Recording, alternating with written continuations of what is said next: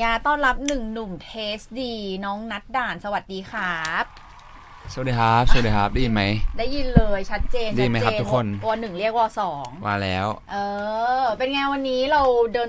สายไปที่ไหนยังไงบ้างครับใช่วันนี้อยู่ในตึกทั้งวันเลยครับเรียกว่ามาตั้งแต่เช้าแล้วก็อันนี้ก็เป็นที่ที่ยังไม่สุดท้ายเดี๋ยวมีต่อเดี๋ยวมีไปต่อวันนี้ตื่นกี่โมงวันนี้โอ้โหตื่นตั้งแต่8 โมงซึ่งเป็นเวลาปกติที่นัดตื่นอยู่แล้วจริงๆปกติถ้าเกิดวันหยุดผมตื่นเช้ากว่านี้นะคือกี่โมงแบบ7 โมงอะไรอย่างเงี้ยทำไมตื่นเช้าจังจริงชอบตื่นไปแล้วไปใช้ชีวิตไปออกกำลังกายอะไรอย่างเงี้ยไปยิมใช่แต่วันนี้พอรู้ตัวว่าต้องมาเดินสายอาจจะตื่นสายหน่อยเพราะแบบให้ตัวเองแบบมี energy ที่พร้อมสำหรับการแบบพูดคนเดียวเพราะวันนี้เราพูดคนเดียวไงใช่ปกติคุณมาเป็นวงใช่ไหมใช่ปกติมี5 คนก็จะมีน้องๆช่วยพูดอันนี้ผมจะเป็นเน้นฟังมันกดดันไหมก็นิดนึงครับแต่ว่าเราคิดว่า manage ได้แต่คุณก็ดูชิลอยู่เนาะวันนี้มาพร้อมกับโซโล่ซิงเกิลของเราก่อนที่จะไปพูดถึงโซโล่ซิงเกิลพูดถึง AKA คุณก่อนดีกว่าครับผมปกติเนี่ยก็คืออยู่ไลแคนก็เราก็จะรู้จักนัดก็คือนัดใช่ไหมนี่อันนี้ก็นัดด่านก็คือเป็นนามสกุลปะใช่นามสกุลคือใน IG ผมอ่ะจะเขียนว่านัดด่านเลยแต่จะมี N ข้างหน้าตัวหนึ่งมันมี N 2 ตัวใน IG ใช่แต่คือตอนนี้แล้วคือตอนแรกพี่เขาถามพี่ทีมงานถามว่าแบบเรามีเพลงเดี่ยวแล้วเราอยากใช้ชื่อว่าอะไรผมคิดไม่ออกเหมือนกันว่าจะเอาใช้ชื่อว่าอะไรแต่ว่ารู้สึกว่าคนอ่ะชอบเรียกผมว่านัดด่านแบบว่านัดไหนนัดด่านอะไรอย่างเงี้ยก็เลยแบบรู้สึกว่ามันดูเป็นภาพจำเราดีก็เลยเอาเป็นนัดด่านแต่หลายคนบางคนก็เรียกนัดแดนบ้างอะไรบ้างก็มันอ่านได้แบบ2แบบเนาะนัดเด่นก็มีใช่ไหมนัดเด่นก็มีนัดเด่นที่แบบเหมือนหมาเด่นกลายเป็นหมาไปแล้วครับทุกคนนัดเด่นอะไรจริงคือนัดด่านคือของจริงคือนัดด่านเพราะนามสกุลด่านเจษฎาไงใช่เข้าใจได้คราวนี้มาถึงซิงเกิลนี้ก็คือเทสดีได้ข่าวมาว่าจริงๆแล้วคุณได้ร้องซิงเกิลนี้เพราะว่าถ้าจัดอันดับคุณคือคนเทสดีที่สุดในวง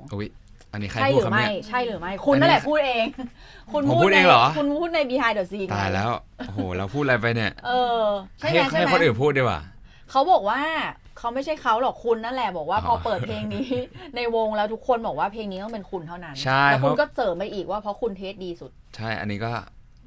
ทุกคนว่าจริงไหมครับผมเทสดีนะอันนี้ถามทุกคนละแต่ว่าก็จริงๆพอได้ฟังเพลงเนี่ยทุกคนก็พูดเป็นเสียงเดียวกันว่าแบบเพลงนี้มันต้องแบบเป็นของผมอันนี้เหมือนพี่แกงเอามาให้ฟังรอบแรกก็บอกว่าพี่ได้ยินเพลงนี้แล้วนึกถึงหน้านะคนแรกเลยผมก็เลยแบบพอได้ไปลองฟังเหมือนวันนั้นพี่แกงผมอัดเพลงกับพี่แกงอีกเพลงนึงอยู่ครับก็ได้ไปลองฟังเพลงของตัวเองพี่แกงมีเพลงมาให้ฟังจริงๆมันมีอีกเพลงนึงครับแต่ผมฟังเพลงนี้แล้วก็รู้สึกว่ามันก็เหมาะกับตัวเราจริงๆมันรู้สึกมันมีความขี้เล่นนะฮะมีความแบบผู้ชายขี้เล่นขี้เฟลิร์ตแบบชอบผู้ชายมั่นหน้าไม่แบบถ้าเกิดในพาร์ทของแบบการเป็นศิลปินอะไรแล้วภายนอกเราอาจจะดูแบบดูแบบมั่นใจดูเป็นผู้ชายแบดถ้าดูใน MV อะไรเงี้ยแต่คนละเรื่องเลยครับตัวจริงเป็นยังไงตัวจริงเป็นอย่างที่ทุกคนเห็นผมจะตามคนอื่นไม่ให้ทันแต่ทุกวันนี้เริ่มตามทันละทุกวันนี้เราเริ่มเรียนรู้จากไลแคนเริ่มแบบมีลูกล่อลูกชนกับน้องๆได้บ้างเอ็นดูความตามไม่ทันมากนิยามคำว่าเทสดีของนัดต้องเป็นยังไงคนเทสดีในสายตานัดคนเทสดีเหรอครับจริงๆผมชอบดูคนเทสดีจากการแต่งตัวก่อนใช่รู้สึกว่าคนมีเทสเขาก็จะแต่งตัวดีแต่ว่าไม่ได้แต่งตัวเยอะนะแต่งตัวน้อยแต่ว่าดูมีอะไรน้อยแต่มากเรียบแต่โก้น้อยแต่มากเรียบแต่โก้แล้วก็จะชอบดูแบบคนผ่านแบบในแบบการถ่ายรูปใน IG อะไรอย่างงี้การจัดเรียงอะไรเงี้ยมันต้องมีความมีเทสแบบสีต้องแบบเข้าคู่กันอะไรเงี้ยผมชอบเวลาผมว่างๆจะชอบดู Pinterest ด้วยอะไรด้วยมันจะชอบดูการจัดเรียงการวางสีการวางรูปอะไรเงี้ยใช่แบบคอมโพสการถ่ายรูปอะไรมันต้องมีเทสมันถึงจะถ่ายรูปออกมาแล้วมันรู้สึกว่าคนเนี้ยดูเทสดีคอมโพสการถ่ายรูปคือต้องยังไงถึงเทสดีไม่มันจะแบบเหมือนมันจะมีการถ่ายรูปแบบเหมือนเวลาคนถ่ายรูปลงถ่ายรูปวิวอะไรเงี้ยมันก็จะมีแบบมุมบางมุมที่มันถ่ายแล้วมันดูเทสดีครับเหมือนผมว่าเดี๋ยวนี้คนชอบซูมกันแบบเจนซีครับเจนซูมถ่ายแล้วมันจะดูเทสดีหน่อยแบบชอบซูมแบบ ถ่ายเท่าเนี้ยแต่ว่าครอปให้มันเหลือแบบนิดนึง ให้มันดูแบบดูมีอะไรอะแบบไม่รู้มันดูมีอะไรไหมแต่ความรู้สึกผมมันรู้สึกแบบมันดูเทสดีดีนะก็คือมันก็เป็นเหมือนเป็นงานอาร์ตเป็นมองผ่านสายตาเราแบบอาร์ตคือพอดูใน IG บางคนแล้วมันดูเทสดีมันจะดูแล้วมันสบายตาแอสเธติกอะไรเข้าใจได้มาถึงคำว่าเทสดีที่เป็นชื่อเพลงถ้าเป็นภาษาไทยก็คือเทสดีเลยแต่ว่าวงเล็บมันคือเทสตี้ครับเหมือนคุณแบบมีการเล่นคำกับเพลงนี้ด้วยคือคำว่านอกจากชื่อเพลงแล้วก็คือในเนื้อเพลงก็จะมีคำว่า taste ที่แปลว่าชิมกับ taste ที่แปลว่าแบบทดสอบใช่ไหมมันไอเดียนี้มันมายังไงแล้วมันอธิบายอะไรในเพลงบ้างครับจริงๆถ้าฟังในเพลงนะครับมันจะมีท่อนที่มันบอกว่า tasty you're tasty มันจะแบบเล่นคำนิดนึงครับแบบคุณ tasty แล้วก็คุณยังแบบ tasty คุณแบบอร่อยด้วยอ่ะใช่แต่มันจะมีการเล่นคำอีกคำหนึ่งก็คือ taste อย่างที่พี่บอกไว้นะครับก็ taste ก็เหมือนแบบอยากลองมาเทสกับเราไหมหมายถึงว่าแบบลองคุยกับเราดูไหมแบบลองรู้จักเราดูไหมใช่มันก็จะมีกิมมิคเล็กๆน้อยๆกับการเล่นคำเนี่ยตอนผมฟังรอบแรกก็ต้องไปดูเนื้อจริงๆครับว่าเทสไหนมันเทสไหนนะเพราะตอนร้องจริงตอนอัดก็คือแบบบางทีหัวสมองเราก็สับสนเหมือนกันว่ามันคือเทสไหนนะมันคือเทสแบบรสชาติหรือว่าเทสแบบลองอะไรอย่างเงี้ยมันก็ต้องเตรียมการฝึกร้องดีๆเลยครับเพราะรู้สึกว่ามันมีการเล่นทั้งคำแล้วก็เล่นทั้งแบบโน้ตด้วยอะไรด้วยมันเป็นดีเทลที่เหมือนนักร้องก็ต้องใส่ใจรายละเอียดตรงนี้ด้วยเหมือนกันแต่ว่านัดช่วยแต่งเพลงนี้ด้วยใช่ไหมคะผมก็มีช่วยเขียนตรงพาร์ทแรปมาฮะตรงท่อน Shorty what's your name ขออนุญาตเขาคุณ my bay อะไรอย่างงี้ก็จริงๆตอนฟังแรปรอบแรกก็รู้สึกว่ามันจะมีบางท่อนที่ผมรู้สึกว่าติดนิดนึงผมก็เลยไปขอพี่แกว่าผมขอลองเปลี่ยนท่อนนี้นิดนึงได้ไหมครับแบบรู้สึกว่าอยากให้แบบมันเข้ากับแบบปากเราเวลาเราร้องหรือว่าเข้ากับแบบเนื้อเพลงทั้งหมดด้วยก็เลยแบบขอลองแก้ดูวันนั้นก็เลยลองไปนั่งฟังเพลงฟังวนอยู่ทั้งวันเลยครับขับรถก็นั่งนึกจะเขียนอะไรดีวะเขียนอะไรจนแบบกลับไปที่บ้านก็คือนึกออกแล้วก็ลองเขียนออกมาแล้วก็อัดส่งให้พี่แกงฟังวันนั้นแล้วก็พี่แกงก็ approve มาว่าผ่านนะได้ก็เลยลองดูก็แต่พี่นันชอบตรงที่มันเหมือนมีความคล้องไอ้ตอนที่ชวนมาดูแมวอ่ะแล้วมันไปลงจบที่แบบส่งมาในแชทอ่ะแบบแชทแคทอะไรอย่างเงี้ยwhen you turn runway อะไรอย่างงี้ใช่ไหมไอ้ที่ cat walk ใช่จะชวนเธอ walk ไปดู cat ซึ่งตอนนั้นคือยังไงขับรถอยู่แล้วแมวมันวิ่งตัดหน้าหรือว่าไม่จริงๆท่อนนั้นมันมีเขียวอยู่แล้วฮะแต่ผมไปแก้ท่อน shorty what's your name อะไรอย่างเงี้ยใช่แล้วก่อนหน้านี้มันเป็นแบบไอ้ที่คำอาจจะแบบแปลกๆนิดนึงก็เลยแบบรู้สึกอยากแก้ให้มันเข้ากับตัวเองใช่เห็นบอกว่าร้องเสร็จปุ๊บหมดแรงยิ่งกว่าไปฟิตเนสอีก ใช่เพราะปกติคืออัดเพลงอะไรแค่มันจะมีหาร5ครับท่อนมันก็จะแบบแบ่งๆกันแต่อันนี้คือเราเหมาหมดเลยใช่คืออัดเพลงเดี่ยวเพลงแรกของผมเองก็เลยยากนิดนึงเพราะว่ามันต้องใช้ energy ในการร้องแบบทั้งหมดเลยคนเดียวทั้งเพลงอะไรเงี้ยแล้วก็มันจะมีดีเทลเล็กๆเยอะมากๆสำหรับการอัดเพลงเดี่ยวก็ได้เรียนรู้เหมือนกันแบบการอัดเพลงเดี่ยวเพลงแรกของตัวเองมันมีอะไรให้แบบโอ้โหเรียนรู้เยอะมากวันนั้นอะวันนั้นเกือบ3 ชั่วโมงได้ครับโอ้ก็นานนะใช่จนแบบครูอัดร้องเพลงบอกให้ออกมาพักเสียงก่อนเพราะเสียงเริ่มแตกละหิวข้าวไหมตอนอัดเหรอครับตอนแบบอัดเนี่ย3 ชั่วโมงอะที่บอกว่าหมดแล้วก็ผมกินมาก่อนแล้วแบบเตรียมตัวมาก่อนเพราะรู้ว่าต้องน่าจะอัดนานอยู่ใช่แล้วก็ออกมาก็หิวอยู่มันเหมือนหิวตลอดอยู่แล้วผมมันเหมือนจะไม่ได้ใช้พลังอะไรเยอะแต่ว่าพี่แนนว่ามันน่าจะใช้พลังเยอะพอสมควรใช่มันไม่ได้แค่ร้องเฉยๆมันรู้สึกว่ามันต้องมีอินเนอร์ในการร้องอะไรเนี่ยแบบมันจะมีแบบฟีลในการร้องที่แตกต่างกันของแต่ละท่อนอะไรอย่างเงี้ยใช่น่าจะโฟกัสเยอะใช่เพราะเทสดีมันจะมีท่อนที่แบบร้องซ้ำไปเรื่อยๆแต่มันวนอยู่หลายรอบอยู่ฮะมันก็ต้องแบบรอบแรกอาจจะร้องอีกแบบนึงรอบ2ก็อาจจะต้องมีอีกฟีลนึงอะไรอย่างเงี้ยแต่ว่าจริงๆแล้วเพลงมันหมายถึงว่าเราอ่ะเป็นคนเทสดีเพราะว่าเราไปชอบเธอถูกป่ะใช่คือถ้าเราเทสไม่ดีอ่ะเราจะไม่ชอบคนแบบเธอมันมีลูกเล่นคราวนี้พูดถึง MV นี่คือแบบมันมีคอนเซปต์อะไรมาคุมไหมครับว่าเราจะต้องแบบว่าไปอยู่ในสถานที่กลางคืนหรืออะไรเงี้ยจริงๆ MV ผมตอนพี่เขาถามว่าแบบพี่ทีมงานถามว่าอยากได้ MV ประมาณไหนจริงๆก็มีในหัวอยู่ครับเพราะส่วนตัวเป็นคนชอบแบบฟีลแบบโทนวอร์มอะไรเงี้ยก็เลยแบบมีส่งเล็บ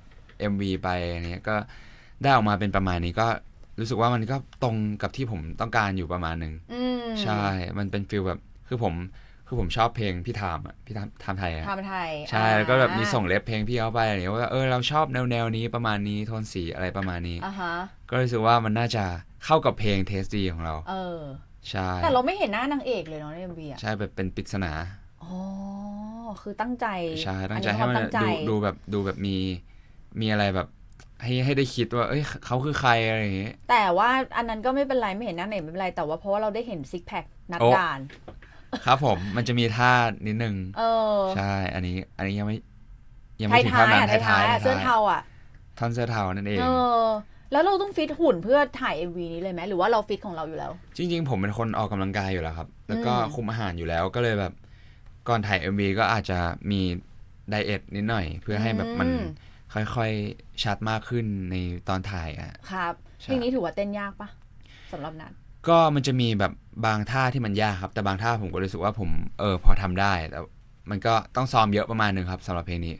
เพราะมันก็จะมีแบบการใช้แรงที่แบบแตกต่างกันในแต่ละท่อนอะไรอย่างเงี้ยฮะก็ต้องซ้อมเยอะมากพอสมควรเหนื่อยมากครับแบบซ้อมเพลงนี้แบบซ้อมคนเดียวด้วยแล้วมันแบบ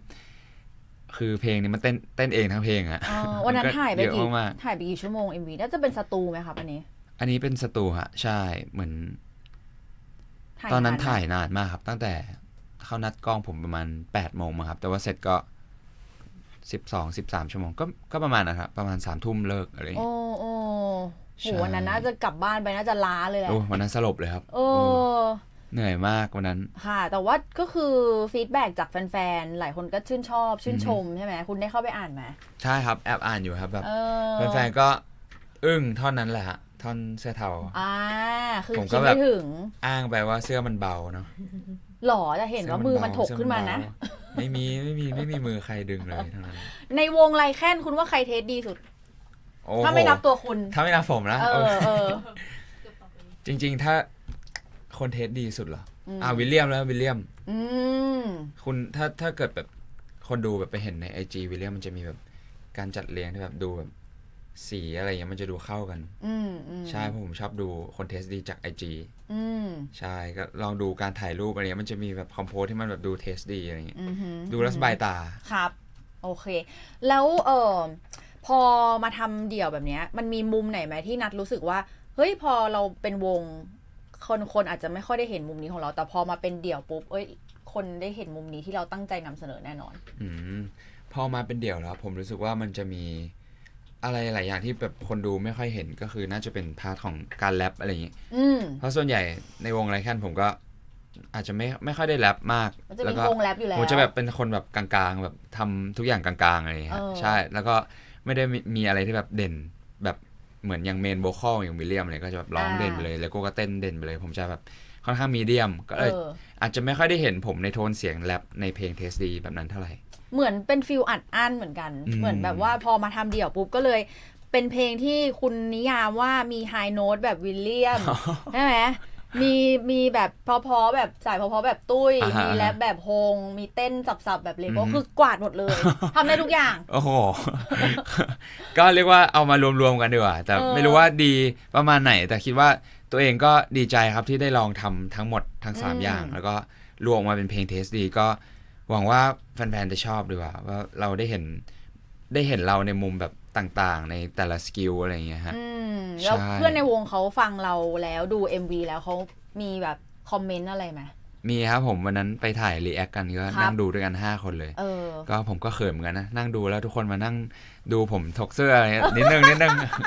ใช่แต่เพื่อนๆก็ดีใจครับดีใจกับตัวผมด้วยที่แบบผมได้ปล่อยเพลงน้องๆก็บอกเพลงดีแบบวันนั้นวิลเลียมอยู่ต่างประเทศก็ได้ฟังแล้วก็วิลเลียมก็แบบเปิดฟังแล้วก็